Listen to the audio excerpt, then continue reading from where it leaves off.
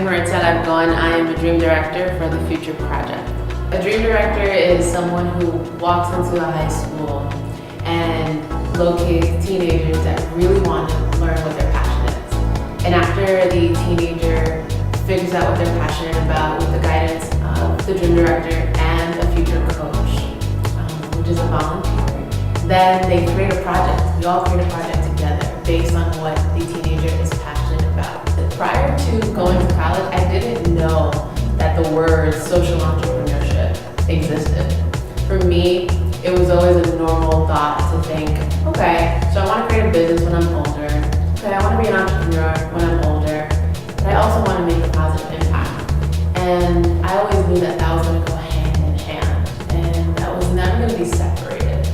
And then when I got to Baruch College and I studied social entrepreneurship, I realized that there's thousands of people across the world that are already doing it. And I realized that the word and the term has been coined as social entrepreneurship. And it's this big bubble of people who believe in the triple bottom line of the 3 Ps. First is profit, second is people, third is planet.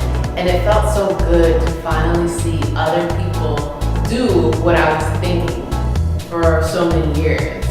And they were already like living it, breathing it, and I just walked into it.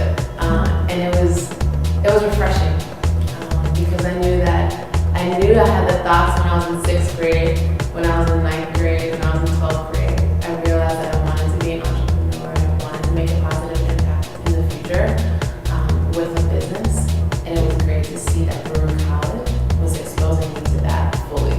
One course was with Professor Thomas Lyons, and he had a course specifically about social entrepreneurship. And at the same exact time, I was creating a nonprofit organization with other college students across New York and New Jersey. And I was able to use my nonprofit planning with the social entrepreneurship course, and hand in hand they went together. And he helped me, he supported me, he guided me. And so much so that even after I graduated Baruch College, I kept in touch with Professor Lyons. And now 4 years later, I still keep in touch with Professor Lyons because he's been a great support and guide in the social entrepreneurship field. I did start out my career in the fashion industry. I was a designer for about 5 years in the private sector, of course, in New York. And then I decided it was time to make the transition to the nonprofit sector. So I ended up applying for the MBA at Baruch. And so that's really the reason that I started attending the school in the first place, is so that I could build the skills to support the social entrepreneurs I was working with. I worked in the fair trade industry for about 5 years, both in the United States and in Bolivia for 2 of those years. And I worked with social entrepreneurs, mostly women, in about 21 different countries. And when I was doing that, I myself was a social entrepreneur because I was trying to make a nonprofit organization in the United States self-sustainable. So then when I moved to Bolivia, I actually ended up working for a for-profit fair trade organization directly with the social entrepreneurs. So there I was working with about 20 main artisans. So basically what we were doing is trying to gain them market share, improve their quality, and just make the business into a really sustainable business. Again, it was a for-profit organization. So I was really charged with trying to get them more clients, gain them more exposure. So their only clients were in the United States at the time. And after about a year, we were able to get them clients in Finland, in Korea, in Panama, Spain, all over the United States, in London, in a wide variety of places. The kind of craft of knitting, it's something that's been in Bolivia for a really long time, and all of the women know how to knit, and they kind of pass it down from generation to generation, so it's kind of helping to keep that kind of craft alive as well.